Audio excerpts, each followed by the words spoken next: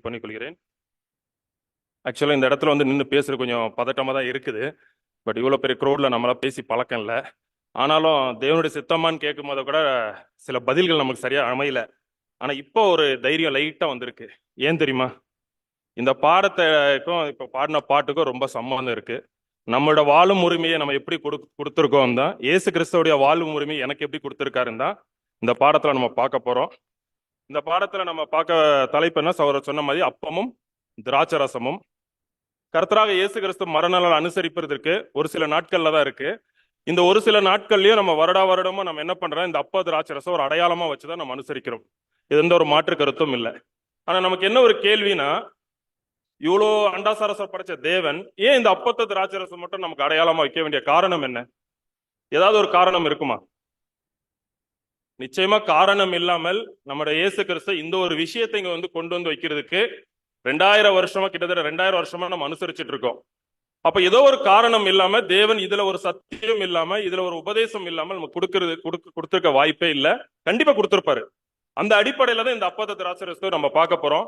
ஆனா இயேசு கிறிஸ்து முதலாம் வருகையிலே தன்னோட சீசர்கள், அநேக ஜனங்கள், கிட்டத்தட்ட 70க்கு அதிகமான சகோதரர்கள் அவரோட இருக்கும் போத அவர் சொல்லக்கூடிய ஒரு வார்த்தை எப்படி இருந்துச்சுன்னா, வசனம் வாசிக்கலாம். யோவான் 6ஆம் அதிகாரம் 53ஆம் வசனம்.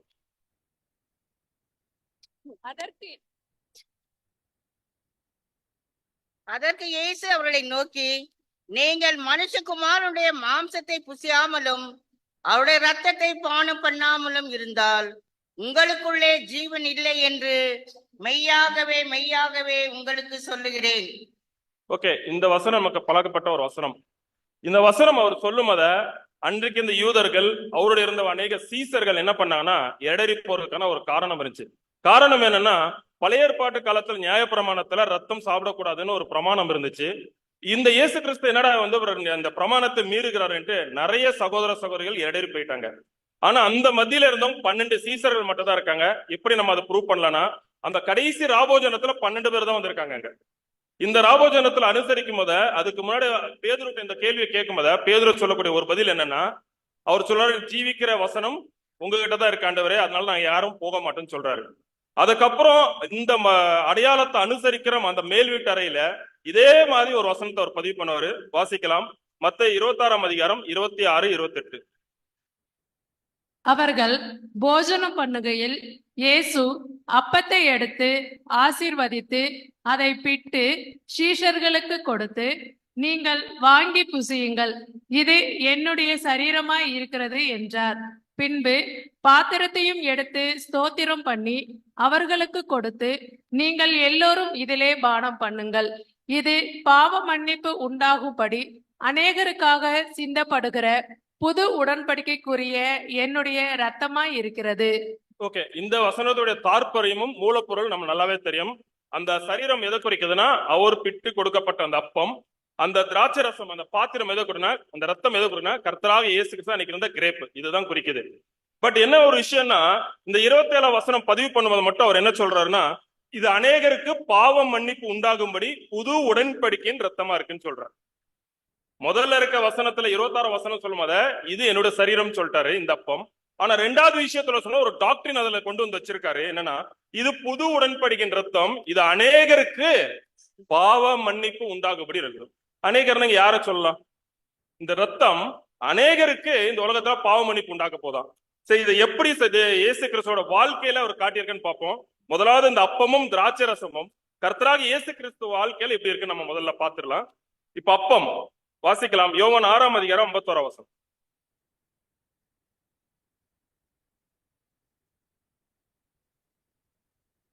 நானே வானத்தில் இருந்து இறங்கின ஜீவ அப்பம், இந்த அப்பத்தை புசிக்கிறவன் என்றென்றைக்கும் பிழைப்பான். நான் கொடுக்கும் அப்பம் உலகத்தின் ஜீவனுக்காக நான் கொடுக்கும் என் மாம்சமே என்றார். இந்த வசனத்தோடு நம்ம நல்லாவே தெரியும். இந்த ஜீவ அப்பம் எதை குறிக்குதுன்னா, கர்த்தராக இயேசு கிறிஸ்து ரான்சம் குறிக்குது. இந்த ரான்சம், இந்த ஜீவ அப்பம் இன்னைக்கு நமக்கு கொடுக்கிறாரு. வருஷம் வருஷம் அடையாளமா நம்ம அனுசரிச்சுட்டு இருக்கோம். இந்த அப்பத்தை தான் நாளைக்கு என்ன பண்றாரு தேவனே, யுகா யுகத்துல என்ன பண்ண போறேன்னா, ஒட்டுமொத்த உலக ஜனங்களுக்கும் கொடுக்க போறாரு இந்த அப்பத்தை பிரித்து. அப்போ இந்த அப்பம் கொடுக்குறதுக்கு முன்ன ஏன் இந்த ஒரு அப்பத்தை இங்க கொடுக்க வேண்டிய காரணம் என்னன்னா, ஆதாம் செய்த ஒரு தவறு. ஆதாம் செய்த ஒரு மீறுதல் நிமித்தம் இந்த ஒரு காரியம் நடக்குது. நம்ம வாசிக்கலாம் இந்த ரோமர் 5ஆம் அதிகாரம் 18ஆம் வசனம். ஆகையால் ஒரே மீறுதலினாலே எல்லா மனுஷருக்கும் ஆக்கினைக்கு ஏதுவான தீர்ப்பு உண்டானது போல ஒரே நீதியினாலே எல்லா மனுஷருக்கும் ஜீவனை அளிக்கும் நீதிக்கு ஏதுவான தீர்ப்பு உண்டாயிற்று. ஓகே, இந்த வசனம் என்ன சொல்லுன்னா, ஆதாம் ஒரு பரிபூரண மனிதனாக இந்த பூமியில படைக்கப்பட்டார் ஏதேன் தோட்டத்துல. ஆனா அந்த பரிபூரண நிலைமைய என்ன பண்ண, ஒரு பாவம் செய்ததால அவர் இழந்துடுறாரு.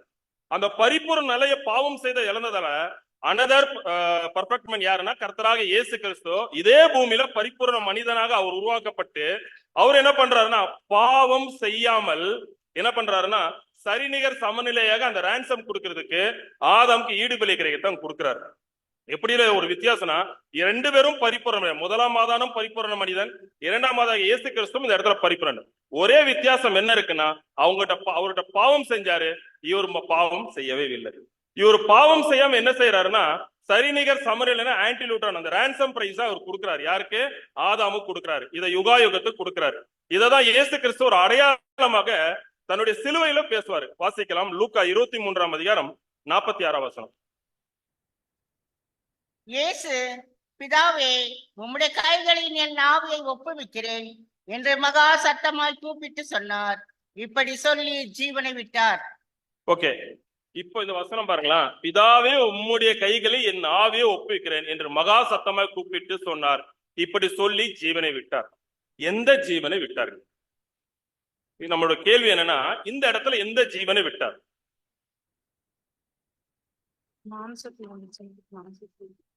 சரி, நம்ம டைம் அதிகமா எடுத்துக்கல. மாம்சத்துக்குரிய ஜீவ விட்டாரு. இதை நீங்க 5085 ஆர்டிகல்ல படிக்கலாம், 5972 ஆர்டிகல்ல படிக்கலாம், 5872 ஆர்டிகல்லையும் இதை குறித்து நீங்க படிக்கலாம். இல்லைன்னா இந்த ஜீவிக்கிற உரிமை புக்ஸ் பல வருஷத்துக்கு முன்னாடி நம்மளோட சகோதரர்கள் எழுதப்பட்ட புக்லயே தெளிவா எழுதியிருக்காங்க. மாம்சத்துக்குரிய ஜீவிக்கிற உரிமையை விடுறாரு. சரி, எங்கதான் விட்டாருன்னா இதுலயும் ஒரு ட்விஸ்ட் இருக்கு. ஆனா வசனம் என்ன சொல்லுச்சுன்னா, அவர் சிலுவை மரணத்தை ஜீவனை யார்கிட்ட ஒப்பு கொடுத்தாரு? பிதாவாகிய தேவன் ஒப்பு கொடுத்தாருன்னு சொல்லுவாங்க. ஆனா சகோதரர் ரைட்டிங்ஸ் எழுதும் போத இன்னொரு ஆழமான ஒரு கருத்து எழுதுறாரு. வாசிக்கலாம் 5085 அந்த ஆர்டிகல்ல இருக்க விஷயங்களை வாசிக்கலாம். இயேசுவின் பலியானது யோர்தானில் ஏறெடுக்கப்பட்டது, ஆனால் அது கல்வாரியில் நிறைவடைந்தது. அவரது அர்ப்பணிப்பானது முழுமையானதாய் இருந்தது. போதும், அவரோட அர்ப்பணிப்பு முழுமையா இருந்தது. காரணம் என்னன்னா, அவருடைய அந்த பலி, இயேசுவின் பலி எங்க ஸ்டார்ட் ஆயிருக்கான்? யோர்தானில். யோர்தான் போது நமக்கு என்ன ஞாபகம் வரும்? யோர்தான்னா நமக்கு என்ன ஞாபகம் வரணும்? ஞானஸ்தானம். கர்த்தராக இயேசு கிறிஸ்துவோட ஞானஸ்தானத்துல அவர் தொடங்கி இருக்காரு. அப்படி ஞானஸ்தானத்துல அவர் என்ன செஞ்சாரு? என்ன செஞ்சிருப்பாரு? சரி, வாசிக்கலாம். அதே ஒண்ணு அடுத்த ஆர்டிக்கல் 5972 ஆர்டிக்கல்.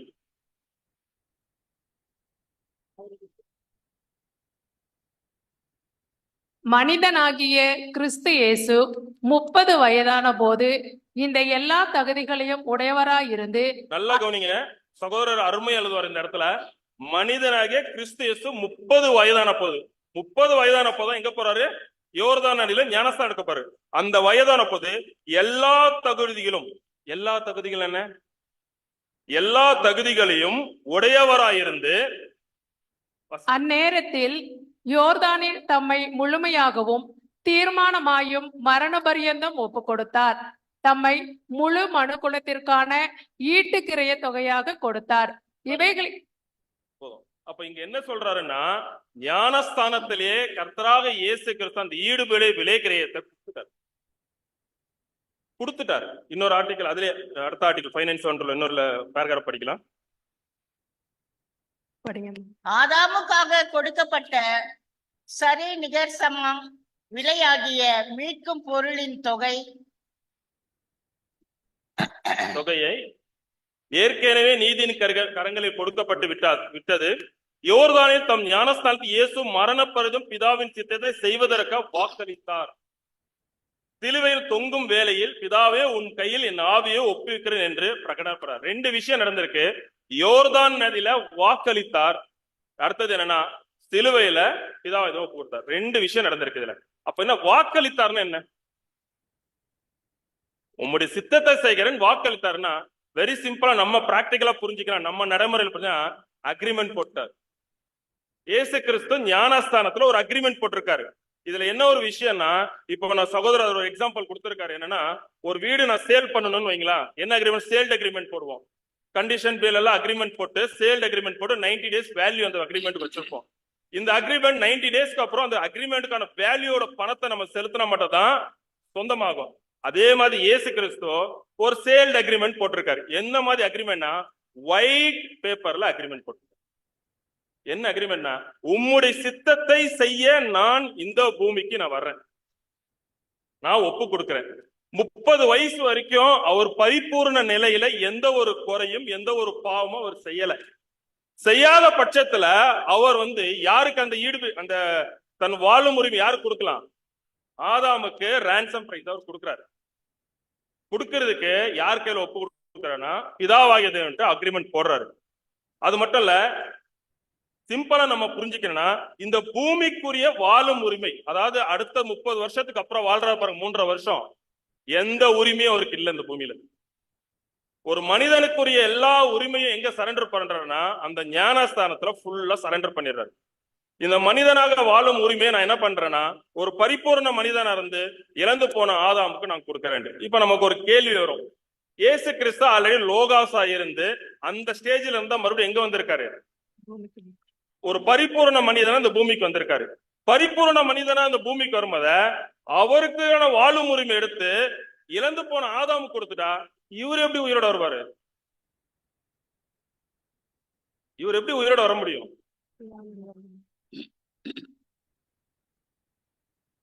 புரியல? புரியுதா இல்ல பதில் தெரியலையா?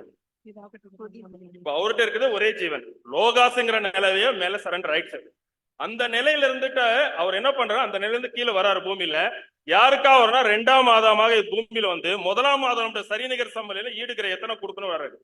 கொடுக்கணும்ட்டு அவர் கொடுத்துடுறாரு. 30 வயசுல அவர் சரண்டர் பண்ணிடுறாரு. இந்த இடத்துல யார்கிட்ட அக்ரிமெண்ட் போட்டாரு, நான் என் வாழும் உரிமையை 30 வயசு வரைக்கும் வாழ்ந்திருக்கேன். வாழும் உரிமைனா ஒரு பாவமும் செய்யாம தேவன் ஒரு பார்க்கக்கூடிய தேவன் ஒரு பரிபூர்ணத்தை கான்டாக்ட் வைக்கிற அளவுக்கு அவர் பரிபூர்ணமா இருந்திருக்காரு. இந்த உரிமையை நான் ஆதாமுக்கா கொடுக்கறேன் அக்ரிமெண்ட் போட்டாரு. நாளைக்கு இவரு உயிரோட வாழணும் இல்லையா? இதுக்குதான் தேவன் இதுல மிகப்பெரிய மாஸ்டர் தேவனோட தெய்வீக திட்டம் வச்சிருக்காரு. அவர் என்னைக்கு அவர் அந்த உயிரை சரண்டர் பண்றாரோ, அந்த ஜீவனை அக்ரிமெண்ட் போட்டாரோ, அவர் பூமிக்குரிய வாழ்க்கை வாழவே இல்லை. எதற்குரிய வாழ்வானா ஆவிக்குரிய வாழ்க்கை வாழ ஆரம்பிச்சாரு. அதான் ஸ்பீட் பிகாட்டல், ஆவினால் ஜெனிப்பிக்கப்படுற.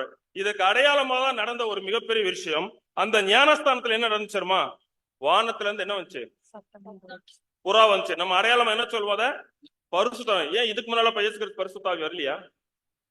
வரல. அதான் உண்மை. இயேசு கிறிஸ்து பரிசுத்தாவி எப்ப வந்துச்சுன்னா வந்துச்சு. ஏன் வந்துச்சு பரிசுத்தாவி? இவரை குறித்த விஷயங்கள் பழைய ஏற்பாட்டுல சொல்ல அநேக நியாயப்பிரமாணங்களை குறித்து தெரியணும். யாருக்கு தெரியணும்? இயேசு கிறிஸ்து தெரியணும். இதை எல்லாமே அவரை நம்ம மேஜிக் மாதிரி தெரிஞ்சிடும் நினைச்சிட்டு இருக்கோம். இயேசு கிறிஸ்து வாழ்க்கையில அப்படி தெரியாது. ஏன்? ஒருவேளை அப்படி தெரிஞ்சிருந்தான்னு வைக்கலாம், முதல் கேள்வி இந்த உலகத்துல யார் தரமா கேட்பாரு? போய் நான் தான் தேவன்கிட்ட கேட்பேன். அவருக்கு மட்டும் மேஜிக் மாதிரி எல்லாமே எஸ்டாப்ளிஷ் பண்ணிட்டீங்களே, எனக்கு மட்டும் என்ன 30 வருஷமா 40 வருஷமா சத்தியத்துல இருக்கோம், ஒண்ணுமே புரியலையேன்னு போனாங்க. அப்ப தேவனுக்கு அங்க என்ன பண்ணிருக்காருன்னா, இயேசு கிறிஸ்துக்கு புறா மாதிரி ஞானஸ்தானம் அந்த பரிசுத்தாவி கொடுத்தது காரணம் என்ன? ஸ்பீட் பிகாட்டல். வாசிக்கலாம் 1 கொரிந்தியர் 2ஆம் அதிகாரம் 11 வசனம். மனுஷனில் உள்ள ஆவியே அன்றி மனுஷரில் எவன் மனுஷனுக்குரியவைகளை அறிவான்? அப்படி போல தேவனுடைய ஆவியே அன்றி ஒருவனும் தேவனுக்குரியவைகளை. அப்போஸ்தலன் பவுல் சொல்லிட்டாரு, தேவனுக்குரிய ஆவியை அன்றி தேவனுக்குரியவைகளை யாராலையும் எவராலையும் அறியவே முடியாது. அப்ப இயேசு கிறிஸ்து தேவனுக்குரிய ஆவி கிடைச்சா மட்டும்தான் தேவனுக்குரிய பழைய ஏற்பாடுல தன குறித்த சொல்லப்பட அநேக பிரமாணங்கள் அவருக்கு தெரிய வரணும். இதுக்காக தான் அவர் என்ன பண்றாரு, 40 நாள்ல போறாரு. இதை குறித்த விஷயங்கள் நீங்க life of Christ book study பண்ணவே அதுல இருக்கும். ஓகேங்களா? ஆனா இதுல இன்னொரு முக்கியமான ஒரு மைல்யூட்டான ஒரு பாயிண்ட் என்ன தெரியுமா? முதலாம் ஆதாம உருவாக்கும் போது என்ன பண்றாருன்னா, இயேசு கிறிஸ்து தேவன் என்ன பண்றாருன்னா, ஒரு சரீரத்தை மண்ணுனால உருவாக்குறாரு. மண்ணுனா நம்ம லிட்டரலான மண்ணு இல்ல, நமக்கு நல்லாவே தெரியும் பேசிக்கல. ஒரு மண்ணுனால உருவாக்கிட்டு என்ன பண்றாருன்னா ஜீவாத்மாவை கொடுக்குறாரு. அப்புறம் ஆதாம் என்ன வர்றாரு? உயிரோட வந்துடுறாரு.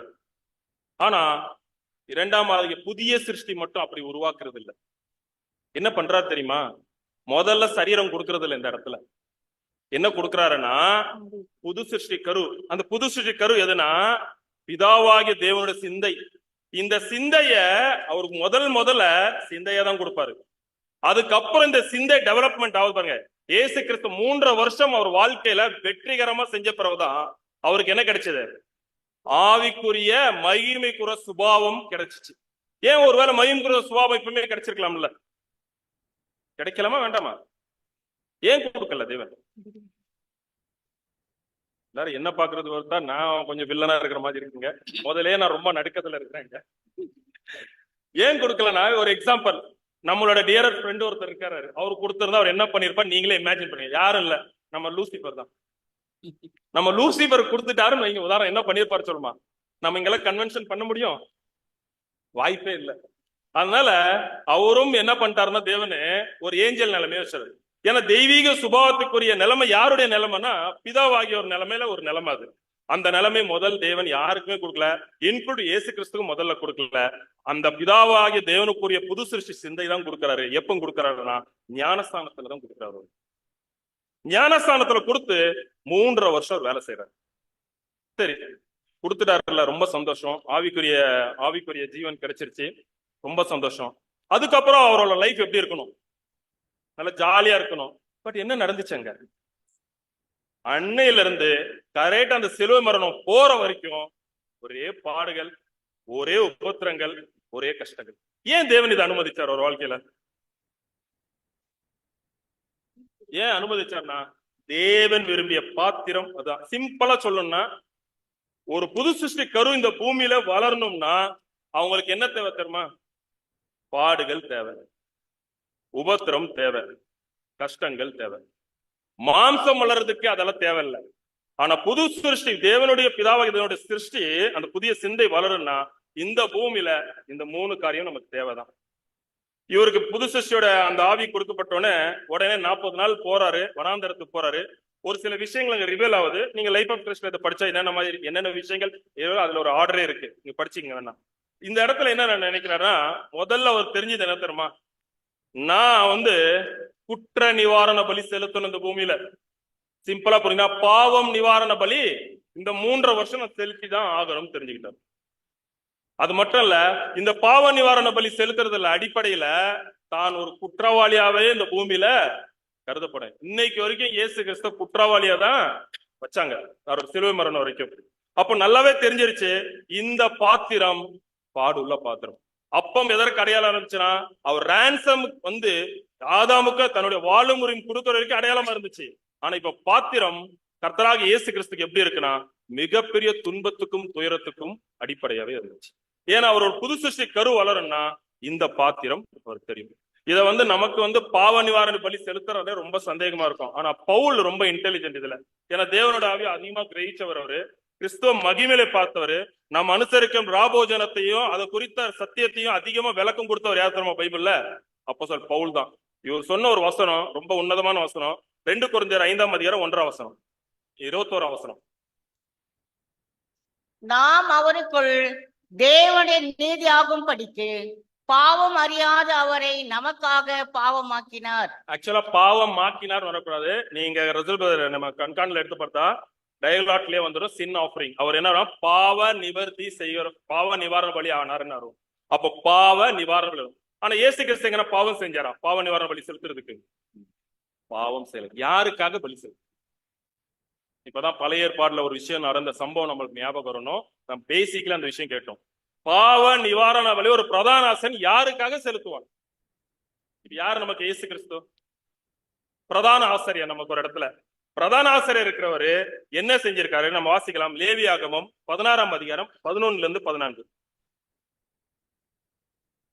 பின்பு ஆரோன் தனக்காகவும் தன் வீட்டாருக்காகவும் பாவ நிவர்த்தி செய்யும்படி தன்னுடைய பாவ நிவாரணத்துக்கான காளையை கொண்டு அதை கொன்று கர்த்தருடைய சந்நிதியில் இருக்கும் பலிபீடத்தின் மேலுள்ள நெருப்பு தணலினால் தூப கலசத்தை நிரப்பி பொடியாக்கப்பட்ட சுகந்த தூப வர்க்கத்திலே தன் கைப்பிடி நிறைய எடுத்து திரைக்கு உட்புறமாக கொண்டு தான் சாகாதபடிக்கு தூப மேகமானது சாட்சி பெட்டியின் மேல் இருக்கும் கிருபாசனத்தை மூடத்தக்கதாக கர்த்தருடைய சந்நிதியில் அக்கினியின் மேல் தூப வர்க்கத்தை போட கடவன். பின்பு காளையின் இரத்தத்திலே கொஞ்சம் எடுத்து கீழ்ப்புறமாக நின்று தன் விரலினால் தெளிக்க கடவன். ஓகே, இந்த வசனத்தோட விளக்கம் நமக்கு பேசிக்காவே நல்லா தெரிஞ்ச வசனம். இதுல முக்கியமான விஷயம் என்னன்னா, ஆரோன் இதை யாரை குறிக்கும்? பிரதான ஆசாரியான ஆரோன் யாரை குறிக்கும்? இந்த இடத்துல புதிய சிருஷ்டியை குறிக்கும். காளை பரிபூரண மனித ஜீவன். யாருன்னா இயேசு கிறிஸ்து 30 வருஷம் வாழ்ந்தார்ல, பலி செலுத்தினார்ல, அதை குறிக்கும். தனக்காகவும் போட்டார். இதுல தனக்காக பிரதான ஆசாரியர் இயேசு கிறிஸ்து தனக்காக அவருக்கு இல்ல, தலையவரு சரீரத்திற்காகவும், அதாவது சரீரத்திற்காகவும் வீட்டாருங்க லேவி, அதாவது திரள் கூட்டத்தாரு, இவங்களுக்காக தான் இந்த பலி செலுத்திருக்காரு. அப்ப யாருக்காக தான் இயேசு கிறிஸ்து சின் ஆஃபரிங் அங்க பண்ண போறாருன்னா, தனக்காகனா தன் சபைக்காக அங்க செய்ய போறாரு. அதாவது ஆவினால், சபைங்கிறத விட ஆவினால் ஜெனிப்பிக்கப்படுற அனைத்து சகோதர சகோதரிக்கும் செய்யறாரு. Very simple. ஆவினால் ஜெனிக்கப்படுற சகோதர சகோதரினா நம்ம பழைய ஏற்பாடுல தலைச்சென் பிள்ளை சங்காரத்திலே பார்ப்போம். தலைச்சென் பிள்ளை சங்காரம்னா எத்தனை கேட்டகரி இருக்கு? அதுல 3 விதமான மக்கள் இருப்பாங்க தலைச்சென் பிள்ளையில. ஒன்னு சபை, ஒன்னு திரள் கூட்டத்தார், இன்னும் 2ஆம் மறந்து போறவங்களும் அதுலதான் இருப்பாங்க. ஓகேங்களா? அப்போ இந்த சபை இயேசு கிறிஸ்து 3.5 வருஷம் வாழ்க்கையில வாழணும்னா அவருக்கு பாடுகள், உபத்திரங்கள், பாவ நிவாரண பலியா செலுத்தணும்னு தெரிஞ்சிருச்சு. சரி, இதுல சபைக்கு எதனா பங்கு இருக்கா? ரான்சம்ல பங்கு இல்ல, ஒரு துளி, ஒரு டிராப் அளவு பங்கு இல்ல. ஏன்னா அந்த அப்பம் இயேசு கிறிஸ்துவ மட்டும் தான் குறிக்கும். ஆனா பாத்திரம் யாரை குறிக்கும்? பாத்திரமா இருக்கும். வாசிக்கலாம், மத்தேயு 20ஆம் அதிகாரம் 22ஆம் வசனம். இயேசு பிரதித்திரமாக, நீங்கள் கேட்டுக்கொள்கிறது இன்னதென்று உங்களுக்கு தெரியவில்லை. நான் குடிக்கும் பாத்திரத்தில் நீங்கள் குடிக்கவும், நான் பெறும் ஸ்தானத்தை நீங்கள் பெறவும் கூடுமா என்றார். இந்த சம்பவம் கூட நம்ம நல்லாவே தெரியும். ஒரு தாய், யாருன்னா யோவானுடைய யாக்கோபோட தாய் என்ன பண்றாங்கன்னா, ஒரு பெட்டிஷன் எடுத்துட்டு போறாங்க. தன்னுடைய இயேசு கிறிஸ்துட்ட போயிட்டு தன்னுடைய மகன்களுக்காக ஒரு இடத்த கேட்கிறாங்க. இயேசு கிறிஸ்துவோட வலது பரிசத்துல ஒரு இடத்த கேட்கறதுக்காக கேட்கும்போது இயேசு கிறிஸ்து சொன்ன பதில் இது. கேட்டது அவங்க ஒரு சீட்டு, பக்கத்துல ஒரு சீட் போட்டு கொடுங்கப்பான்னு சொன்னா, அந்த சீட்டுக்கான ஒரு தாற்பயத்தை என்ன சொல்றேன்னா, நான் குடிக்கும் பாத்திரத்தில் நீங்க குடிக்க கூடுமான். ஆனா அதுக்கு அது என்ன பதில் சொல்லுவாங்க? யாக்கோபு யோவானோ குடிப்பாங்க. குடிச்சிட்டாங்கல்ல, குடிச்சாங்க அவங்க. அப்ப அந்த பாத்திரம் என்னன்னா நமக்கு நல்லாவே தெரியும், பாடுகள், துன்பங்கள், துயரங்கள். அப்போ இயேசு கிறிஸ்துவும் இந்த பாத்திரத்துல இருக்கிறதால தானும் இந்த பாத்திரத்துல பங்கு இருக்கு. இந்த சபைக்கும் என்ன இருக்கு? பங்கு இருக்கு. ஆனா 3.5 வருஷம் இயேசு கிறிஸ்து மோஸ்டான அந்த துன்பங்கள் நம்ம அநேக விதங்கள், அநேக வசனங்கள்ல பேசுறதோட அந்த கெத்செமனே தோட்டத்துல அவருடைய பாடுகள், அந்த பாத்திரம் ரொம்ப அழகா சொல்லலாம். சகோதரர் ரைட்டிங்ஸ் 5550 எழுதியிருப்பாரு. அதுல என்ன பண்றாருன்னா, அவர் பிரேயர் பண்றாரு. 3 சகோதரர்கள் இயேசு கிறிஸ்து என்ன பண்றா, தன்னோட ஜெபம் பண்றதுக்கு ஒரு சில தூரங்கள்ல முன்னாடி வச்சுக்கிட்டு அவர் என்ன பண்றாருன்னா, நீங்க ஜெபம் பண்ணுங்கப்பா, என்னத்துக்குன்னா சோதனைக்கு உட்படாதபடி வெளித்திரு ஜெபம் பண்ணுன்னு சொல்லிட்டு போயிறாரு. யார்கிட்ட?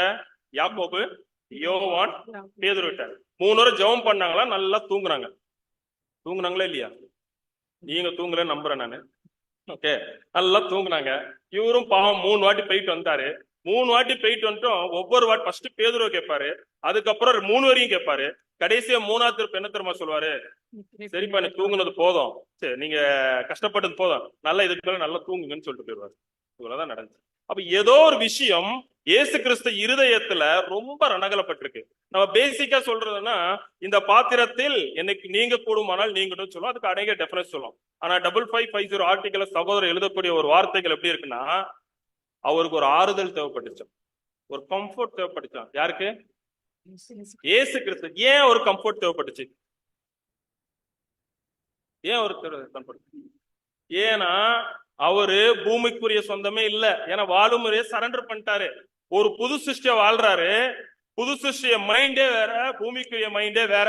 இந்த மைண்டு ஒவ்வொரு டைமும் தேவனோட ஆவியோட இருக்கும் போத அநேக விஷயங்கள் ரிவேல் ஆகுது. ஒரு நேரத்துல நான் தான் பாவ நிவாரண பலியா ஆக போறேன்னு தெரியுது. ஆனா தாற்பயம் என்ன இருந்துச்சுன்னா, ஒரு சில டைம்ல அவருக்கு என்ன தெரிஞ்சிருக்குன்னா, அந்த பழைய ஏற்பாடுல சொன்ன பஸ்கா ஆடு வேற யாரும் இல்ல, நான் தான் தெரிஞ்சிருச்சு. இப்ப பஸ்காடு எப்படி அடிக்கப்பட்டுச்சு? முழுசா சுட்டரிச்சாங்க. அப்ப நான் என்ன பண்ண போறேன்னா, இந்த இடத்துல மிகப்பெரிய ஒரு உபத்திரவத்துக்குள்ள நான் போக போறேன்னு நல்லாவே புரிஞ்சுக்கிட்டார். சரி, உபத்திரத்துக்குள்ள போறதை விட நான் ஒரு குற்றவாளியா சாக போறேங்கிறது தெரிஞ்சுக்கிட்டாரு. இன்னொரு முக்கியமான விஷயம் என்னன்னா, என்னோட உடன் சகோதரரும் என்னோட இருக்க போறதுல பிதாவாகிய தேவனும் எனக்கு மறுபேச்சு பேச போறதில்லை. இப்ப ஒரு கம்ஃபர்ட் தேவைப்படுச்சு, ஒரு ஆறுதல் தேவைப்படுச்சு. இந்த ஆறுதலுக்காக ஜெபம் பண்றாரு. மனிதர்களான மாம்சத்துக்குரிய சிந்தையில இருக்கவங்க ஒருவருக்கும் கிடைக்கல. நல்லா புரிஞ்சுங்க, நம்ம எல்லாம் புது சிருஷ்டியா இருந்தா மாம்சத்துக்குரிய ஜீவன்கிட்ட இருந்து ஒரு ஆறுதலும் நமக்கும் கிடைக்காது. ஏன்னா அந்த ஆர்டிகளை தெளிவா சொல்லிட்டாரு சகோதரரு, இது எல்லா 7ஆம் சபை வரைக்கும் இது பொருந்தக்கூடியது. அப்ப எனக்கும் எந்த ஒரு ஆறுதலும் கிடைக்காது. ஒரு மாம்சத்துக்குரிய ஜீவிட்டு இருந்து எனக்கும் ஆவிக்குரிய ஜீவிக்கு எந்த ஒரு ஆறுதலும் கிடைக்காது. ஆனா இயேசு கிறிஸ்துக்கு ஒரு கவலையும் இருந்துச்சு இதுல. என்ன கேள்வின்னா, இப்போ அவருக்கு ஆறுதல் தேவைப்படுச்சு, ஆறுதல் கிடைச்சிருச்சு. யார் கொடுத்தாருன்னா தேவன் அங்கே ஆர்டர் பண்ணிட்டாரு. ஒரு தூதன் மூலமா அவருக்கு ஆறுதல் கிடைச்சிருச்சு, வந்துட்டாரு. பட் இது இன்னொரு முக்கியமான விஷயம், கவனிக்கக்கூடிய விஷயம். வாசிக்கலாம் அந்த ஆர்டிகல். கர்த்தருக்கு கொடுத்திருக்கும் இப்பணியில் அவர் உண்மை உள்ளவராய் காணப்பட்டாரானால் அவர் தெய்வீக வல்லமையினால் மரணத்தினின்று அவர் முன்பிருந்த நிலைக்கும் ஜீவ தலத்திற்கும் மேலான தலத்திற்கும் நிலைக்கும் உயிர்த்தெழுப்பப்படுவார் என்று பரமபிதா வாக்களித்திருந்தார். அதாவது என்ன சொல்றேன்னா, பிதாவாகியதன் ப்ராமிஸ் பண்ணிட்டாராம். வாக்கு மாறாத தேவன் ப்ராமிஸ் பண்ணிட்டாரு. நீ ஒருவேளை நீ சரியா இந்த பூமியில புது சிருஷ்டியா உண்மை உள்ளவனா வாழ்ந்தா நான் என்ன பண்ண போறேன், இதோட ஒரு மேலான நிலைமை உனக்கு கொடுக்குறேன்னு வாக்கு பண்ணிட்டாரு. ஆனா இதுல ஒரு கண்டிஷனும் வச்சிருக்காரு. ஒரு கண்டிஷன் பேர் வச்சிருக்காரு. வாசிக்க. இவ்விஷயத்திலான பிதாவினுடைய உண்மையை குறித்தும் பிதாவின் வல்லமையை குறித்தும் இயேசு ஐயம் கொள்ளவில்லை. ஆனால் பிதாவின் வாக்குத்தத்தமும் ஏற்பாடும் நிபந்தனையின் அடிப்படையிலேயே இருந்தது. போதும். நிபந்தனை அடிப்படையில் எதற்கு? அவர் புது சிருஷ்டியா தன்னோட சிலுவையில தன்னோட ஓட்டத்தை முடிச்சிட்டு வரணும்னா மகிமைக்குரிய சுபாவத்துல வரணும். அவரு மகிமைக்குரிய சுபாவத்துக்கு வரணும்னா அவருக்கு நிபந்தனை இருந்துச்சு. என்ன பிரதர் இதுல என்ன பிரச்சனை இருக்கு? கண்டிஷன் இருக்கு, அவ்வளவுதானே. கண்டிஷன் இல்லாம எதுவுமே இல்லைங்களா? ஆனா சபையா அழைக்கப்பட்டோம், நமக்கு என்ன கண்டிஷன் இருக்குங்க? நம்ம கண்டிஷன் இருக்கா? என்ன கண்டிஷன் இருக்கு? அது நீங்களே யோசிச்சு பாத்துங்க. அப்போ ஒருவேளை, ஆனா இன்னொரு ஆச்சரியமான ஒரு விஷயம் என்னன்னா, நான் நிபந்தனை ஒருவேளை தவறிட்டா, எனக்கு ஒரு கண்டிஷன் தவறிட்டா, எனக்காக பரிந்து பேசுறது யார் இருக்காரு தெரியுமா? அட்வொகேட்.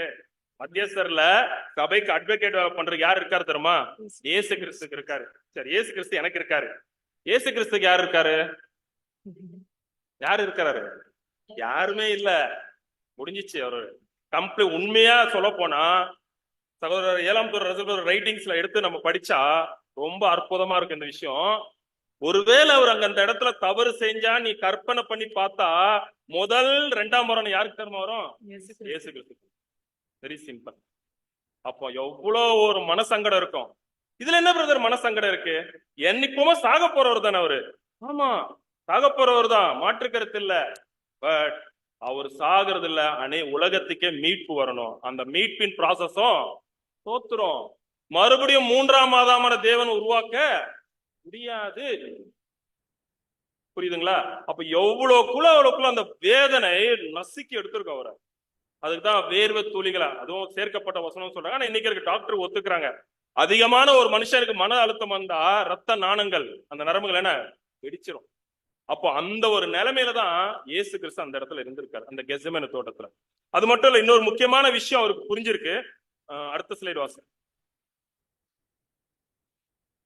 தேவனுடைய சித்தத்திற்கு தவிர மற்றபடி அனைத்திற்கும் மறித்திருந்தார். தம்மை குறித்து புஸ்தக சுருளில் எழுதப்பட்டு இருப்பவைகள் அனைத்தையும் குறித்து இயேசு தம்முடைய அர்ப்பணிப்பிற்கு முன்னதாக அறியவில்லை. அதாவது என்ன சொல்றேன்னா, ஒரு ஞானஸ்தானம் எடுக்கிறதுக்கு முன்ன புஸ்தக சூழல் எழுதப்பட்ட அனைத்து காரியங்களும் அவருக்கு அதிகமா தெரியாது. அவருக்கு அதுக்கப்புறம் தெரியுது. வாசிங்க. என்ற போதிலும் அவரது அர்ப்பணம் முழுமையானதாகவே காணப்பட்டது. தேவனுடைய சித்தத்தை செய்யத்தக்கதாக அவர் தமது முழு ஜீவியத்தையும் சமர்ப்பித்திருந்தார். அவரது சொந்த சித்தமானது மரித்து போயிருந்தது. பிற்பாடு ஒரு குற்றவாளி என தாம் உண்மையில் மரிப்பதையும் தமது உடன்படிக்கையானது குறிக்கின்றது என்று உணர்ந்து கொண்டார். அவருக்கு இப்பதான் தெரியுது தான் குற்றவாளியா மறிக்க போறேன்ட்டு. இதுல மோஸ்டான ஒரு பாயிண்ட் என்னன்னா, இவருக்கு இப்போ ஒரு ரிவேல் ஆகுது. இப்போ ஒரு விஷயம் ரிவேல் முதலே தேவன் எனக்கு மறு உத்தரவு கொடுக்கலன்ட்டு. ஆனா அவர் என்ன பண்றாரு, தேவனு தெரியும் தன்னோட பிள்ளைகள்கிட்ட வந்து இந்த ஹெல்ப் கிடைக்கலன்ட்டு அவரு ஒரு தூதனை வச்சு இந்த ஹெல்ப் பண்ணிட்டாரு.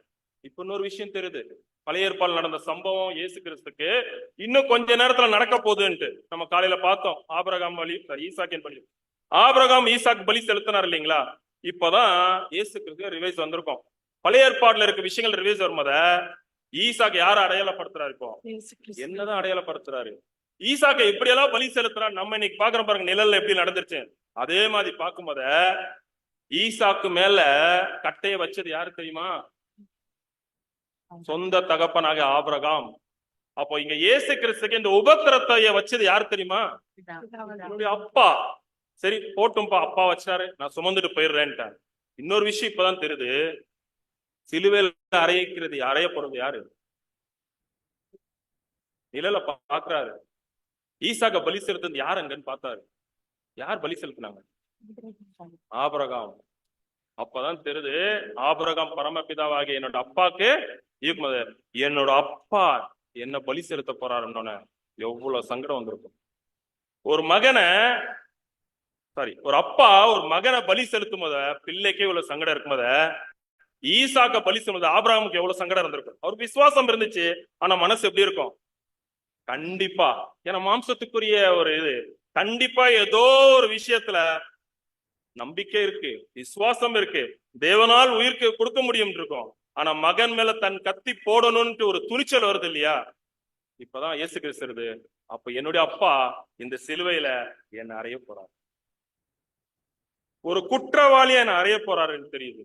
இப்போ நம்ம எல்லாருமே இயேசு கிறிஸ்துவோடைய பாடுகளை பார்த்து நினைச்சிட்டு இருப்போம், அவரோட மனவேதனை பார்த்து. இப்ப யாரோட இயேசு கிறிஸ்துவோட அதிகமான உபத்திரம் யாருக்கு? சங்கடம் யாருக்கு தெரியுமா? ஒண்ணுல நம்ம வளர்க்கிறப்ப நம்ம பெத்த பசங்களே கீழே விழுந்துட்டான்னு வைங்க, நம்ம என்ன பண்ணுவோம் தெரியுமா? ஒரு செகண்ட்ல ஐயோ அம்மான்னு ஓடி போய் பார்ப்போம். நமக்கே இவ்வளவு பதற்றம் இருக்கும்போத பரமபிதாவாகிய தேவன் எவ்வளவு இருக்கும். என்னுடைய மகனை இந்த ஆதாமோட சந்ததிக்காக நான் என்ன பண்ண போறேன்? பலி போடும். சரிங்க அன்பான சகோதர சகோதரியில, புதிய சிந்தை வளர்ந்து இந்த பூமியில பாடுகள் தேவை நம்ம பார்த்துட்டோம். இயேசு கிறிஸ்துக்கு என்ன பாடுகள்? ஏன்னா அவர் எல்லாமே பர்ஃபெக்டா இருந்தார்ல, ஒரு பரிபூர்ண நிலைமையில தான் இருந்தாரு. அவருக்கு என்ன, எதற்கு இந்த பாடுகள்? ஏன்னா பாடுகள் இருந்தாதான் நம்ம கேரக்டரே வரும். நம்ம அதையும் பார்க்கலாம். ஒரு வசனம் வாசிக்கலாம். எபிரேயர் 7:26. பரிசுத்தரும் குற்றமற்றவரும் மாசு இல்லாதவரும் பாவிகளுக்கு விலகினவரும் வானங்களில் உயர்ந்தவருமாய் இருக்கிற இவ்விதமான பிரதான ஆசாரியர் நமக்கு ஏற்றவராய் இருக்கிறார். ஓகே, இவ்விதமாக பிரதான ஆசாரியர் நமக்கு இருக்கிறார், சந்தோஷம்.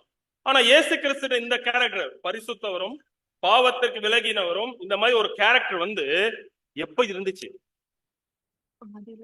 இந்த பூமியில அவர் மரியாள் வயசுல உருவாகும் போது இந்த கேரக்டர் இருந்துச்சு. அதனாலதான் 30 வயசுல பரிபூர்ணமான அந்த மாம்சத்துக்குரிய ஜீவிக்கிற உரிமைய ஆதாம் கொடுக்க முடியும். ஒருவேளை எங்காவது தவறு பண்ணியிருந்தா வைங்களா, இந்த வாய்ப்பு அங்கேயும் போயிட்டு அவருக்கு இருந்துச்சு. ஆனா அங்க இருக்கிறது பெரிய விஷயம் இல்லையா? புது சிருஷ்டியா வரும் போத நிச்சயமா அவருக்கு இருக்கணும். அப்போ புது சிருஷ்டியா இருக்கும் போததான் இந்த கேரக்டரை காட்டினாரா இல்லையா? காட்டுனாலதான் இந்த அடையாளத்துல நம்ம இந்த வருஷம் நம்ம கை வச்சு. வெரி எக்ஸாம்பிள், எபேசியர் 5:8-9 வாசிக்கும்.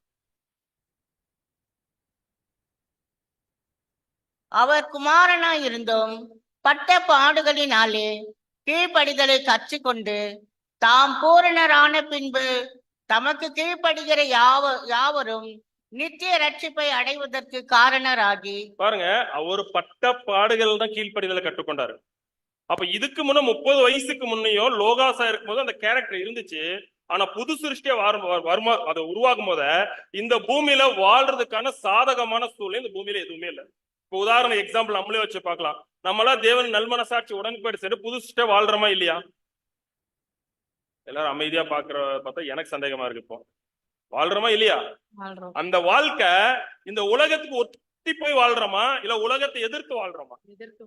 உலகத்தை. ஏன்னா நம்ம தேவனுடைய சாயலாக வளரணும்னா இந்த உலகம் நம்மளுக்கு சப்போர்ட் பண்ணுதா? பண்ணாது. அப்ப நமக்கே பண்ணாதுன்னா இயேசு கிறிஸ்து பண்ண விடுவாங்களா? வாய்ப்பே இல்லை. ஆனா அந்த ஒரு சூழ்நிலையில அவர் எப்படி இருந்தாரா? பாவம் அறியாதவரா இருந்தார். வெரி சிம்பிள், கீழ்ப்படிதல். இந்த கீழ்ப்படிதல் எடுத்துட்டு போய் நம்ம ஒரு சில வசனங்களை தேட ஆரம்பிச்சேன். சரி, ஆவிக்குரிய கனிகள் இந்த கீழ்ப்படிதல் இருக்கா பார்க்க போனேன். ஆவிக்குரிய 9 கனிகள் எங்க இருக்குன்னு பார்த்தா எங்கேயுமே இல்ல கீழ்ப்படிதல்.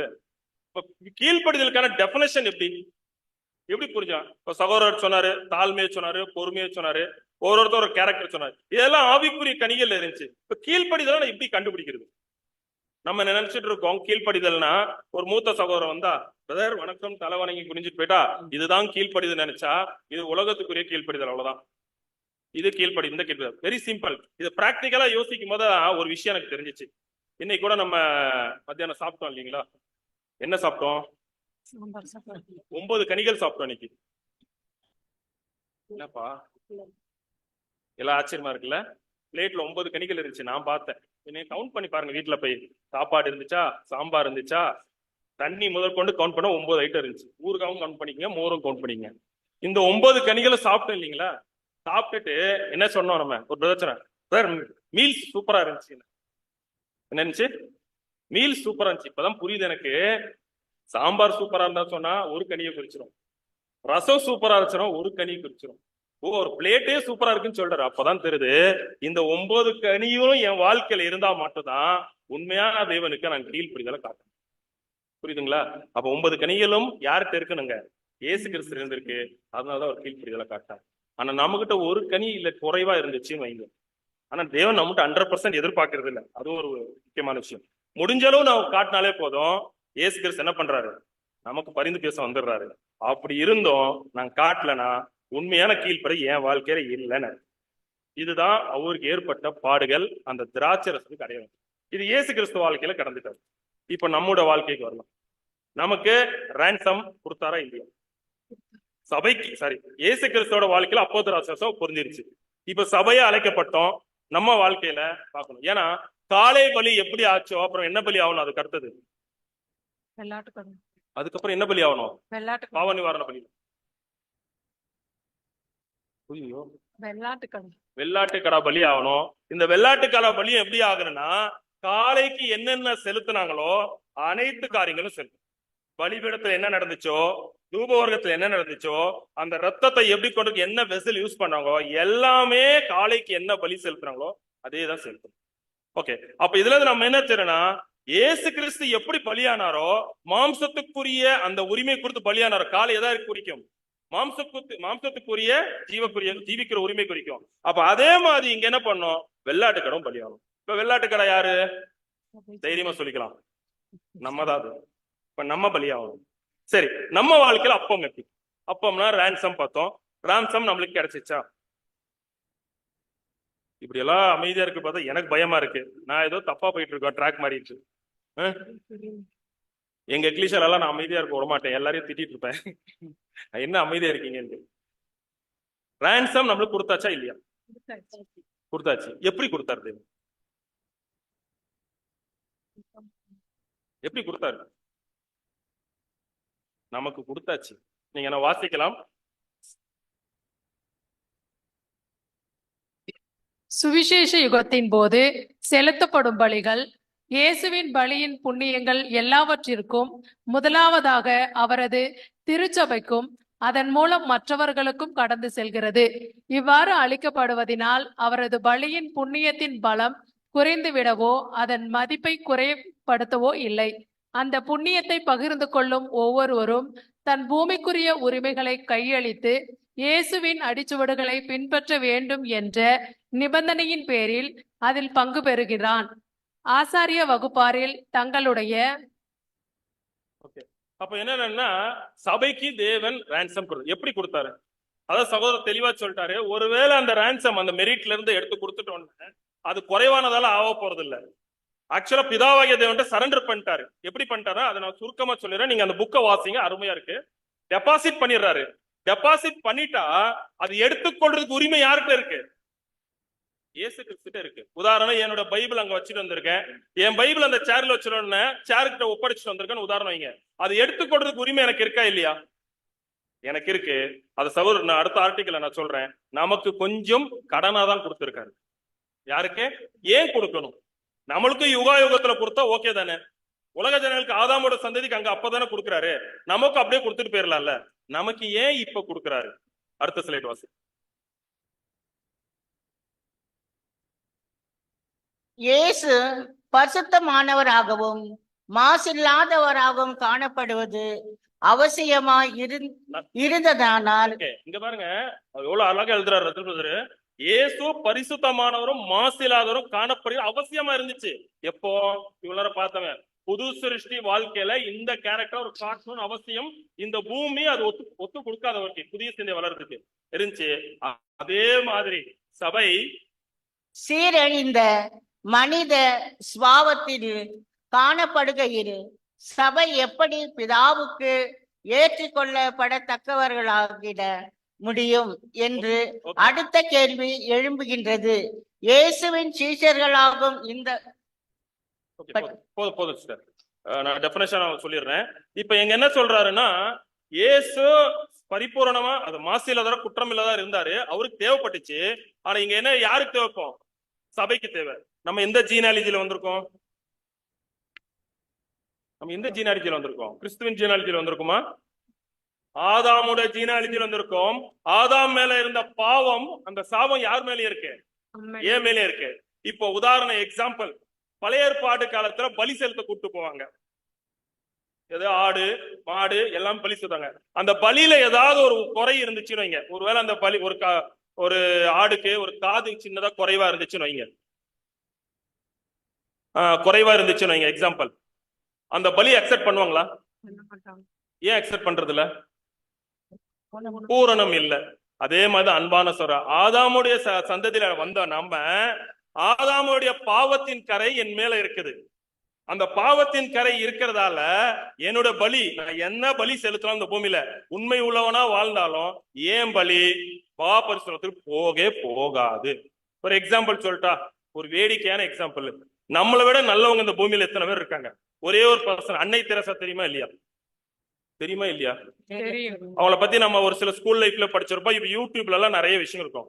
இப்ப நம்ம அன்னை தெரசா வச்சு இந்த மாம்சத்துக்கு ருச்சி வச்சு பார்த்தா யார் கிரேட்டும் போ? அப்ப ஏன் இயேசு கிறிஸ்து அங்க தேவன் ஏன் அவங்களுக்கு மகிமைய சுபாவம் கொடுக்கலாம் இல்லையா? ஏன் கொடுக்கலனா, ஆதாமோட பாவத்தின் கரை அங்க இருக்கு. அந்த பலி அக்செப்ட் ஆகாது. அவங்க பலி என்னதான் பலி செலுத்தினாலும், இன்னும் 1000 வருஷம் இந்த பூமியில இருந்து பலி செலுத்தினாலும் இந்த பலி மகாபரிசுத்த ஸ்தலத்துக்கு போகவே போகாது. அந்த மகாபரிசுத்த பலி போகணும்னாவே இயேசு கிறிஸ்துவோடைய சப்போர்ட் இல்லாம செய்ய முடியும். அதனால என்ன பண்றாருன்னா, இப்ப வாசிங் இயேசுவின் சீஷர்களாகும் இந்த வகுப்பாருடைய குறைவுகளையும் பூரணமின்மைகளையும் மூடப்படத்தக்கதாக அவர் தம்முடைய பலியின் புண்ணியத்தினை இவர்களுக்கு தரிப்பித்திருக்கின்றார், சாற்றுகிறார் என்று வேதாகமம் பதில் அளிக்கின்றதா இருக்கின்றது.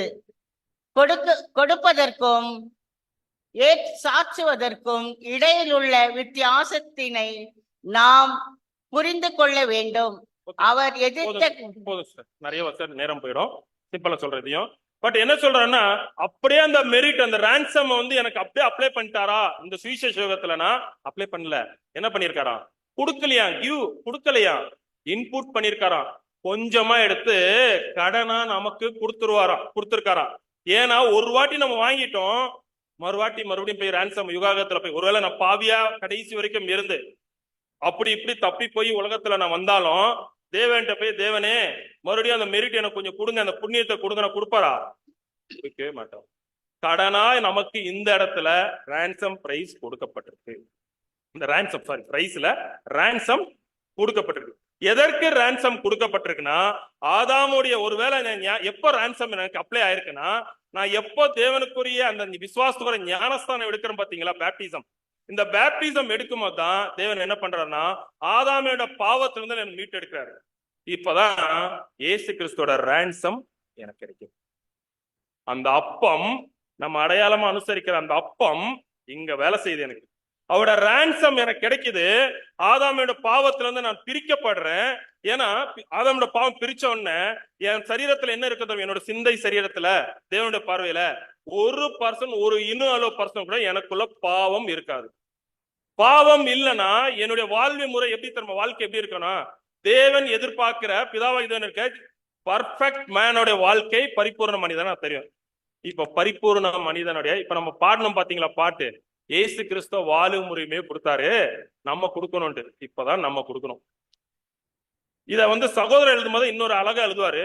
எப்போ ransom உங்களுக்கு வந்திருக்குன்னா, நீ என்னைக்கு இயேசு கிறிஸ்துவ முழுமையா ஒரு ஈடுபலியை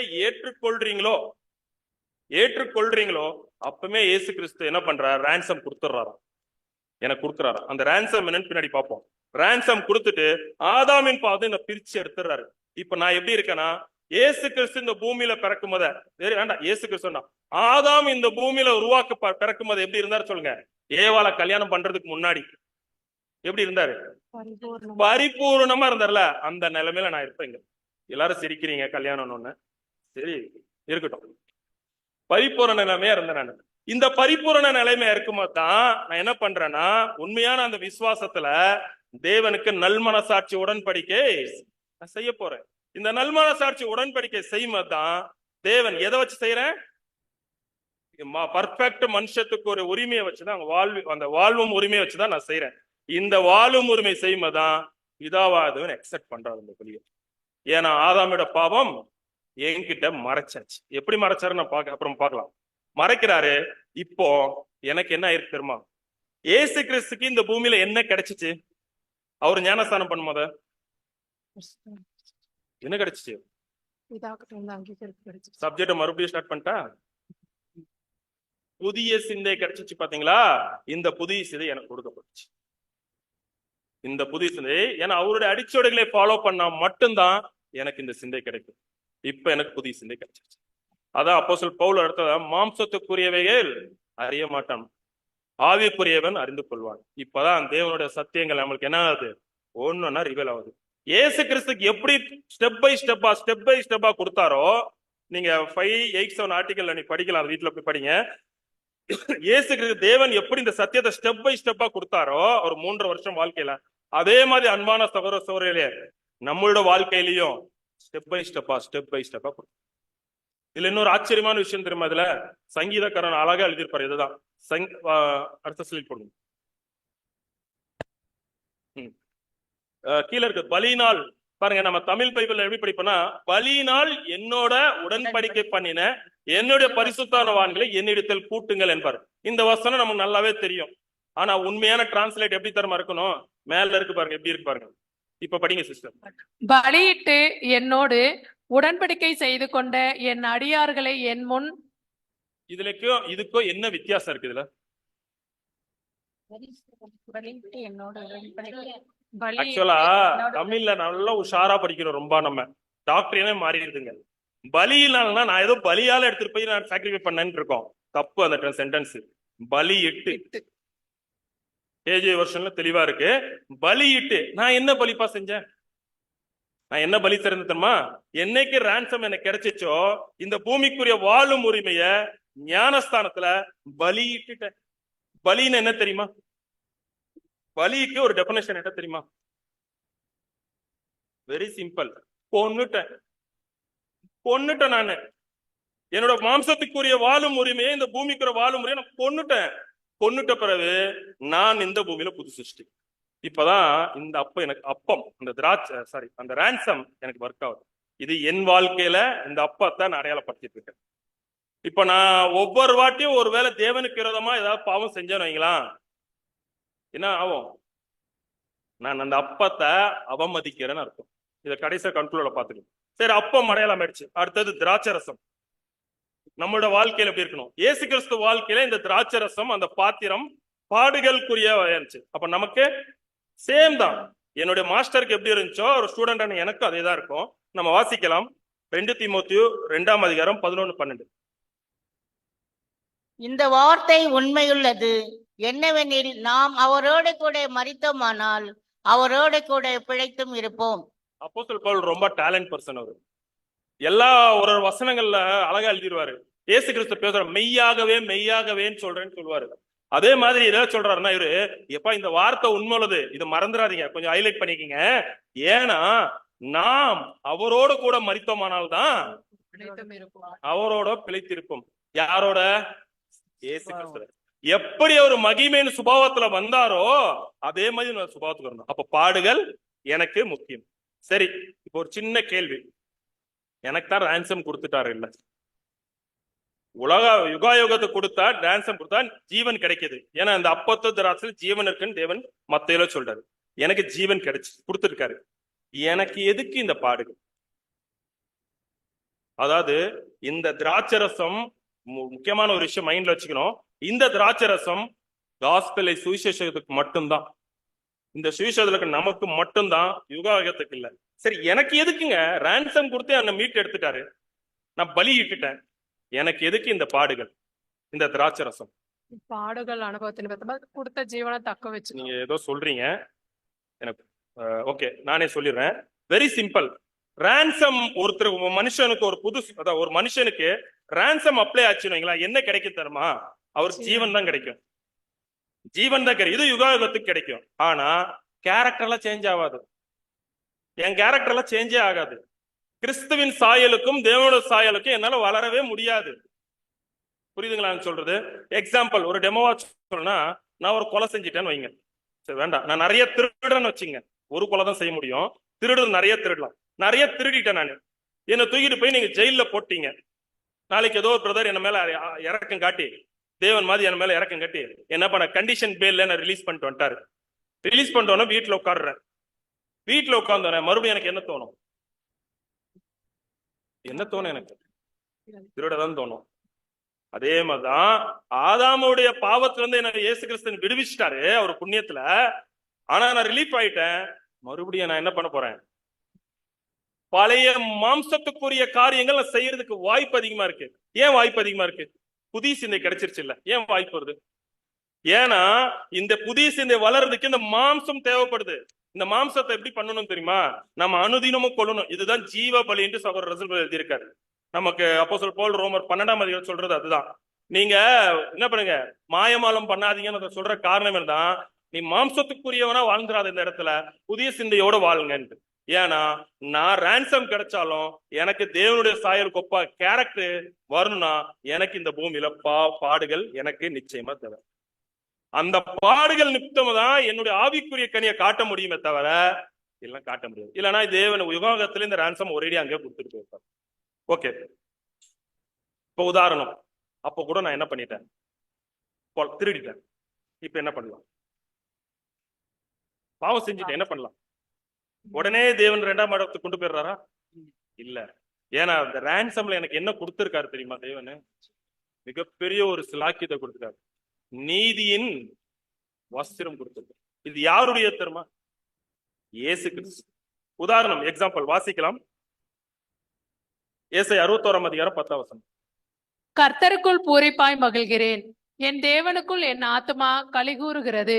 மணவாளன் ஆபரணங்களினால் தன்னை அலங்கரித்துக் கொள்ளுகிறதற்கும் மணவாட்டி நகைகளினால் தன்னை சிங்காரித்துக் கொள்ளுகிறதற்கும் ஒப்பாக அவர் ரட்சிப்பின் வஸ்திரங்களை எனக்கு உடுத்தி நீதியின் சால்வையை எனக்கு தரித்தார். பாருங்க, ரட்சிப்பின் வஸ்திரம். இந்த ரட்சிப்பின் வஸ்திரம் எதை கொடுத்தா? ரான்சம். இந்த ரட்சிப்பு வஸ்திரம் ஞானஸ்தானத்துல இயேசு கிறிஸ்து கொடுத்துட்டாரு. அதுக்கு பிறகு என்ன தரான்? நீதியின் சால்வை. அது தமிழ்ல டிரான்ஸ்லேஷன் நீதியின் வஸ்திரம் வரணும், கல்யாண வஸ்திரம். இந்த நீதியின் வஸ்திரம் யாரு கொடுத்திருக்காருன்னா இன்னைக்கு நம்ம கொடுத்து. எது கொடுத்துருக்கணும்? இயேசு கிறிஸ்து. என்கிட்ட தானே ட்ரெஸ் இருக்கு, நான் போட்டுக்கலாம்ல. எதுக்கு அவரு ட்ரெஸ் எடுத்து கொடுக்குறாரு? ஏன்னா நான் எப்படி இருந்தாலும் பலகீனமானவன். நான் என்ன பண்ணுவேன்? பாவம் செஞ்சிருவேன். பாடுகள் மத்தியில கேரக்டர் வளர்க்கும் போத நிறைய நேரங்கள நான் பாவம் செய்வேன். இந்த பாவத்தின் கரைகள் என் மேல உளுந்துகிட்டே இருக்கும்.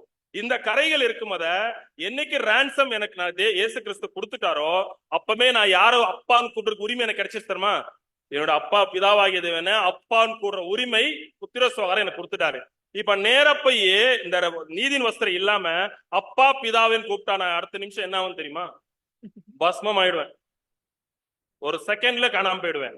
அதுக்குதான் என்னுடைய மாஸ்டர், இன்னும் சொல்ல போனா மாஸ்டர் சொல்றேன், என்னுடைய சகோதரன் என்ன பண்றேன்னா, என்னோட தம்பி இங்க கஷ்டப்படக்கூடாது, அப்பா கிட்ட போய் நிற்கும் அந்த ஜபத்துல தண்டிக்கப்படக்கூடாதுங்கிறதுக்குதான் அந்த நீதியின் வஸ்திரத்தை என்ன கொடுத்து ரான்சம்ல கொடுக்குறாரு. ஆனாலும் நம்ம என்ன பண்றோம்? நீதியின் வஸ்திரம் இருக்குல்ல, அப்ப அப்புறமா கழுவிக்கலான்ட்டு தரப்படுத்திக்கிட்டே இருப்போம். அது எப்ப தருமா கழுவோம்? எப்ப கழுவோம் சொல்லுங்க? இன்னும் ஏப்ரல் 11ஆம் தேதி கழுவ போறோம் நம்ம. புரியுதுங்களா? ஆனா நிறைய பேர் அதை தப்பா கழுவுறதுக்காக அடையாளத்தை நம்ம அனுசரிக்கல.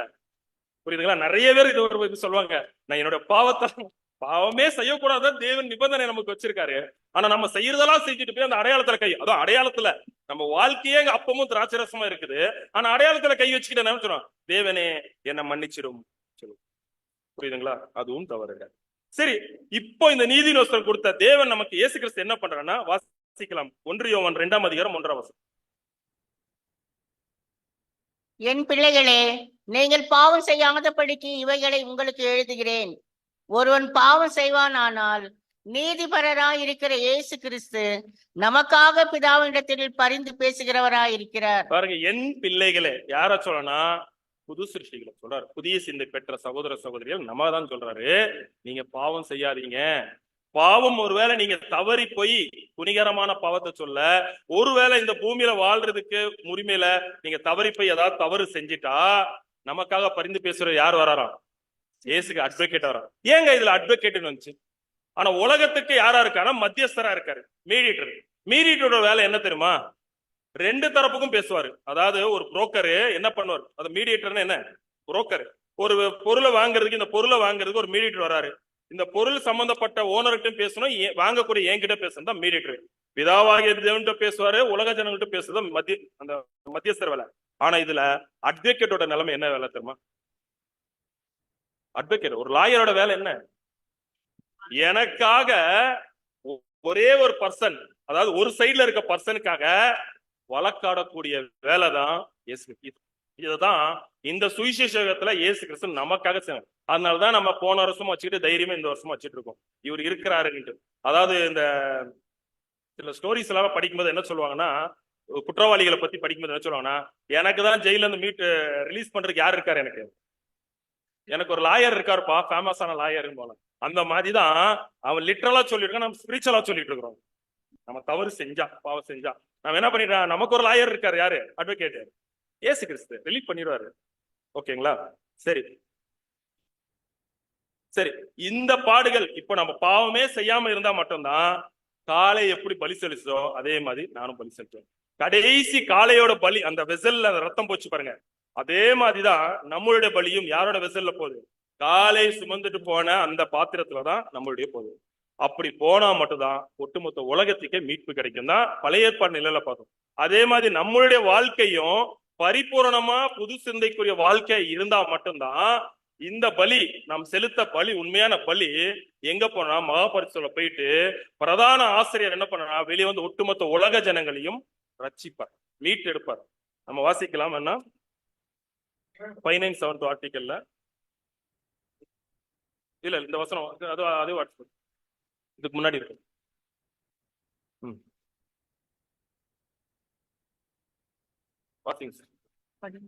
ஏனென்றால் தமக்காவும் தம்மை போல சகலத்தையும் உண்டாக்கினவர் அநேக பிள்ளைகளை மகிமேல் கொண்டு வந்து சேர்க்கையில் அவருடைய ரட்சிப்பின் அதிபதியை உபத்திரங்களா பூரணப்படுத்த அவருக்கு ஏற்றதா இருக்கிறது. அப்போ அவருடைய பிள்ளைகளை ரட்சிப்பின் வழியில கொண்டு வரதுக்கு எதுதான் முக்கியமா இருக்கா, பூரணப்படுத்துறதுக்கு இந்த உபத்திரம் என் வாழ்க்கையில ரொம்ப முக்கியம் சொல்லிட்டு இப்ப அடுத்த ஸ்லைட் போடுங்க. திரள் கூட்டத்தார் தங்களுடைய பூமிக்குரிய ஜீவியத்தையும் உரிமைகளையும் மேல இருக்கிறது படிக்க. திரள் கூட்டத்தார் தங்களுடைய பூமிக்குரிய ஜீவியத்தையும் உரிமைகளையும் முழுமையாக ஒப்பு கொடுக்க தவறினார்கள். ஆகவே மகா உபத்திரவத்தின் போது அவர்களிடம் இருந்து பூமிக்குரிய உரிமைகள் பறிக்கப்படும். இப்ப இதுல என்ன ஒரு பெரிய ஒரு ஹைலைட்டான விஷயம் என்ன தெரியுமா, நம்ம கூடயே யார் ஆவிக்குரிய ஜெனிப்பித்தல் நடக்கும்போத திரள் கூட்டத்தார இதுல இருப்பாங்க. இவங்க என்ன பண்ணிருக்காங்க, இவங்களை என்ன பண்ணிருப்பாங்க, ஞானஸ்தானம் எடுத்திருப்பாங்க. இவங்க ஞானஸ்தானம் எடுக்கும்போது கூட இவங்க என்ன பண்ணிருப்பாங்க, இயேசு கிறிஸ்து ரான்சம் அப்ளை ஆன இந்த பூமிக்குரிய வாழும் உரிமை என்ன பண்ணிருப்பாங்க, இயேசு கிறிஸ்து சைன் போட்ட மாதிரி நம்மளும் சைன் போட்டு கொடுத்துட்டோம். அதே மாதிரி இந்த திரள் கூட்டத்தாரும் கொடுத்திருப்பாங்க. ஆனா தேவன் என்ன பண்ணுவாருன்னா, கையெழுத்து போட்டு கொடுத்த அக்ரிமெண்ட் தான், அது கேன்சல் ஆகாது, அது கேன்சல் ஆகாது. ஆனா ஒருவேளை ரட்சிக்கிற அந்த ரட்சிப்பின் வழியில நாம் இல்லனா, அந்த 1,40,000 நாம் இல்லனா இயேசு கிறிஸ்து என்ன செய்வாராம், நீ கையெழுத்து போட்டுட்ட, ஆனா இந்த பாண்ட் பேப்பர் என்னைக்கும் ரியாலிட்டி தான், வேணும்ட்டு அவங்களுக்கு உண்மையான உரிமையை என்ன பண்ணிடுறாராம், அவங்களுக்கு என்ன கொடுக்கிறாராம், மகா உபத்திரம். நமக்கு இப்போ உபத்திரம் லேசான உபத்திரம்,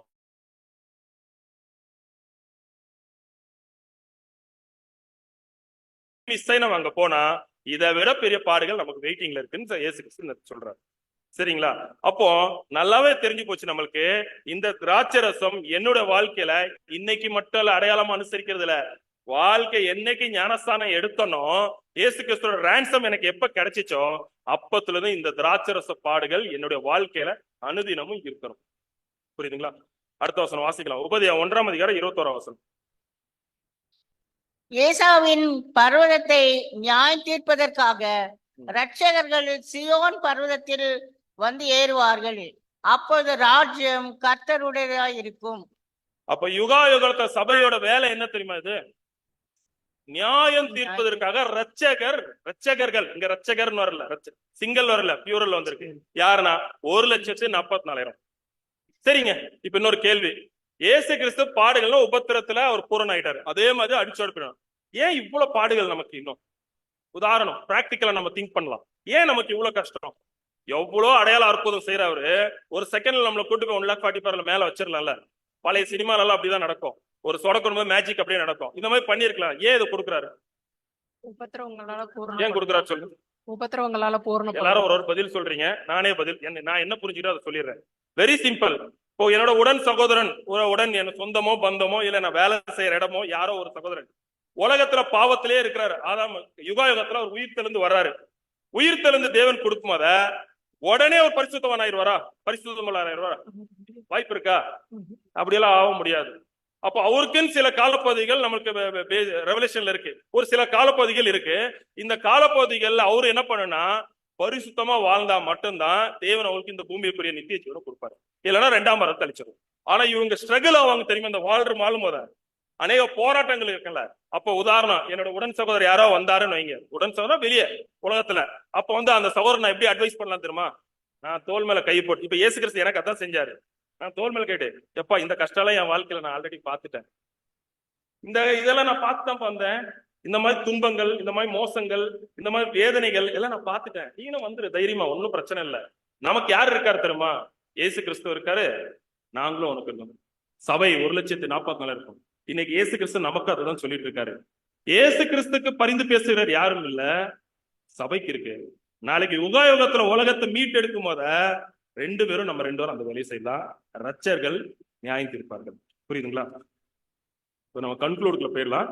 அப்போ நமக்கு நல்லாவே தெரிஞ்சு போச்சு, அப்பம் திராட்சரசம் என் வாழ்க்கையில அனுதினமும் காட்டிட்டு இருக்கேன். அன்பான சகோதர சகோதரிகளே, அப்போ உபத்திரம் எனக்கு தேவையா இல்லையா?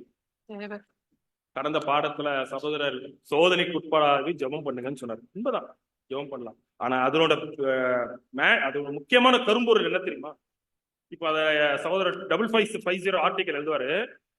ஒருவேளை எனக்கு சோதனை வேண்டும், ஜெபம் நம்மளுடைய ஜெபம் எப்படி இருக்குன்னா, அநேக நேரங்கள்ல இந்த மெமோரியல்ல கூட நம்ம அனுசரிப்போம் அந்த ஜெபம். ஆண்டவரே அனுதின பாடுகள் போதும்பா, ஏதாவது எக்ஸ்ட்ரா ஏதாவது எனக்கு சோதனை வேண்டாமோ. ஒருவேளை எனக்கு அதிகமான பாரங்கள், சோதனைகள், எனக்கு வியாகுலங்கள் எதனா வந்துச்சுன்னா தேவன்கிட்ட போய் என்ன திறமை கேட்போம்? எனக்கு ஏன்பா இந்த கஷ்டங்கள்? கேட்கிறோமா இல்லையா? கேட்கிறோம்.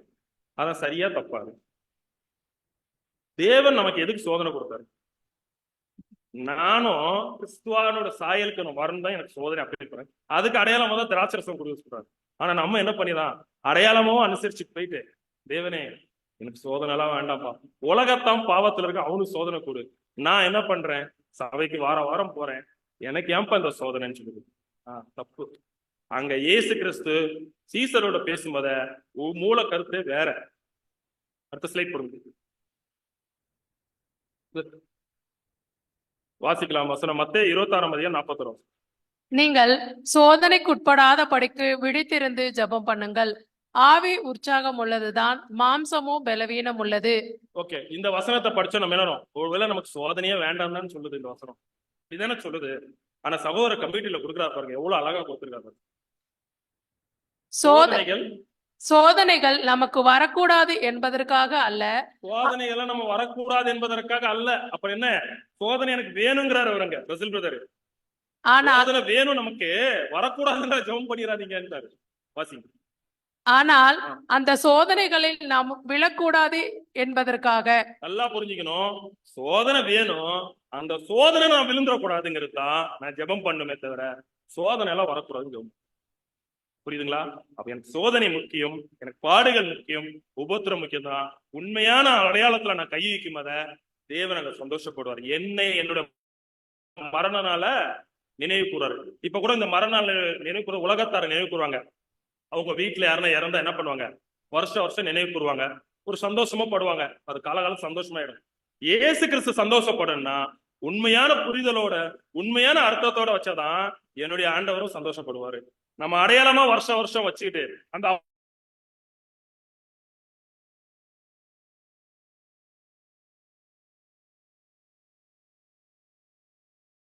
இயேசு கிறிஸ்து சந்தோஷப்பட மாட்டாரு. ஒரு நாள் நீதியின் வஸ்திரத்தை என்ன பண்ணிடுவா தெரியுமா? இன்னொரு மூத்த சகோதரர் சொன்ன ஒரு அருமையான ஒரு இது என்னன்னா, ஏன் தெரியுமாப்பா உனக்கு அடையாளமா இருக்கும், இந்த அடையாளத்தை கொடுத்தாரு தெரியுமான்னு.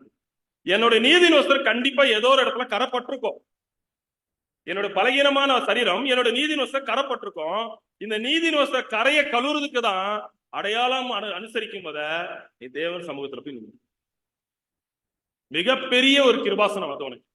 அதற்காக யூஸ் பண்ண தர நம்ம தவறுதலா புரிதலா நம்ம யூஸ் பண்ணிடவே.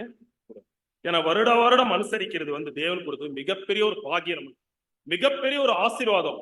இன்னும் சொல்லப்ப மிகப்பெரிய இரக்கம் நமக்கு பாராட்டியிருக்காங்க. இதை நம்ம மிருதுவா செஞ்சிடவே கூடாதுதான். ஏன்னா இந்த ஒரு காரியத்தை நாம் சரியா புரிஞ்சுதான் ஒட்டுமொத்த உலகத்துக்கே நாம் மீட்பு கொடுக்கறதுக்கு இயேசு கிறிஸ்து வழியில நாம் போகவே முடியும். அடுத்த இயேசு பிரதித்திரமாக, நீங்கள் கேட்டுக்கொள்ளுகிறது என்னதென்று உங்களுக்கு தெரியவில்லை. நான் குடிக்கும் பாத்திரத்தில் நீங்கள் குடிக்கவும் நான் பெறும் ஸ்தானத்தை நீங்கள் பெறவும் கூடுமா என்றார். அதற்கு அவர்கள் கூடும் என்றார்கள். இந்த வசனம் தான் நம்ம பார்த்தோம். இது யாருக்கு சொன்னாங்க? தன்னுடைய சீசரான 2 பேர்கிட்ட, யாக்கோபும் யோவானும். அவங்க 1,44,000 போயிருப்பாங்களான்னு நம்மளோட விசுவாசம் நிச்சயமா போயிருப்பாங்க. சீசர்கள் போயிருக்காங்க, மாற்று கருத்து இல்ல. அவங்களுக்கு அந்த விஷயம், ஆழமான விஷயம் அவங்களுக்கு தெரியாது. ஏன்னா அவங்களுக்கு அந்த பரிசுத்த ஆவி வரம் அவங்களுக்கு கிடைக்கல. எப்ப கிடைச்சா பெந்தேகோஸ்துனாலதான் கிடைச்சு. இன்னைக்கு பரிசுத்த ஆவி வரம் நமக்கு கிடைச்சு. ஒருவேளை இயேசு கிறிஸ்து இப்ப என்ன கேட்கிறாரு, இந்த பாத்திரத்தில் உனக்கு நான் ரான்சம் கொடுத்துட்டேன், அப்பத்தை நான் கொடுத்துட்டேன், ஆனா இந்த பாத்திரத்தில் நீங்கள் குடிக்கவும் நான் பெறும் ஸ்தானத்தை நீங்கள் பெறவும் கூடுமா கேட்டா நம்ம என்ன சொல்லுவோம்? கூடும் சொல்லுவோம். அர்த்தத்தை புரிந்து கொண்டு கூடும் சொல்றதுக்கும் அவங்க அர்த்தத்தை புரியாம கூடும் சொல்றதுக்கும் வித்தியாசம் இருக்கு. அதனால அன்பான சகோதர சகோதரிகளே, இதை நாம மனசுல நிறைய ஆழமா பதிய வச்சுக்கணும். இந்த அப்பம் திராட்சை ரசம் சாதாரண ஒரு விஷயமே இல்ல.